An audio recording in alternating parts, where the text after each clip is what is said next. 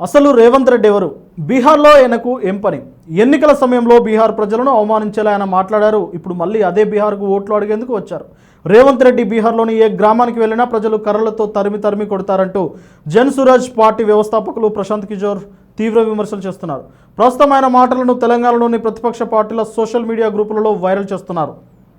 ఈ ఏడాది చివరిలో బీహార్లో జరగనున్న అసెంబ్లీ ఎన్నికల నేపథ్యంలో కాంగ్రెస్ పార్టీ ఓటర్ అధికార యాత్రను ప్రారంభించింది. ఓటర్ల జాబితాలో లోపాలు ఉన్నాయని, ఓట్ల చోరీ జరుగుతుందని నిరసిస్తూ కాంగ్రెస్ అగ్రనేత రాహుల్ గాంధీ సారథ్యంలో ఈ యాత్ర చేపట్టారు.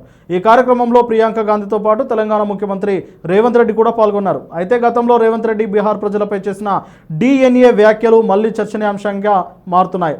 ఈ నేపథ్యంలో జన్ సురాజ్ పార్టీ వ్యవస్థాపకుడు ప్రశాంత్ కిషోర్ రేవంత్ రెడ్డిపై సంచలన విమర్శలు చేస్తున్నారు.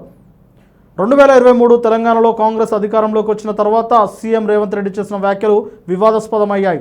బీహార్ DNAను కాదని తెలంగాణ DNAని ప్రజలు ఎన్నుకున్నారంటూ రేవంత్ వ్యాఖ్యానించారు. తన DNA తెలంగాణది అని, కేసీఆర్ DNA బీహార్ది అని ఆయన సంచలన వ్యాఖ్యలు చేశారు.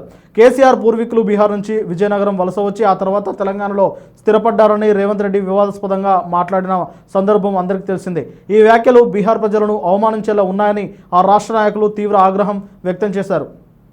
తాజాగా బీహార్లో రేవంత్ రెడ్డి పర్యటన సందర్భంగా ఆయన గత వ్యాఖ్యలు మరోసారి వెలుగులోకి వచ్చాయి.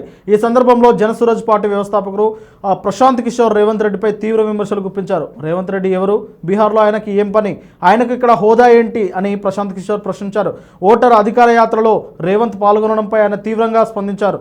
ఎన్నికల సమయంలో బీహార్ ప్రజలను అవమానించిన రేవంత్ రెడ్డి ఇప్పుడు మళ్ళీ ఓట్లు అడిగేందుకు బీహార్కు వచ్చారు. ఆయన బీహార్లో ఏ గ్రామానికి వెళ్ళినా ప్రజలు కర్రలతో తరిమి కొడతారు. అలాంటి వ్యక్తిని రాహుల్ గాంధీ తన వేదికపై పిలుచుకోవడం కాంగ్రెస్కు బీహార్ను అవమానించడం అలవాటని చూపిస్తుంది. ఇది రాహుల్ గాంధీ మనస్తత్వాన్ని ప్రతిబింబిస్తుంది అని ప్రశాంత్ కిషోర్ విమర్శించారు. ప్రస్తుతం ప్రశాంత్ కిషోర్ మాటలను బీఆర్ఎస్ సోషల్ మీడియా గ్రూపులలో వైరల్ చేస్తున్నారు.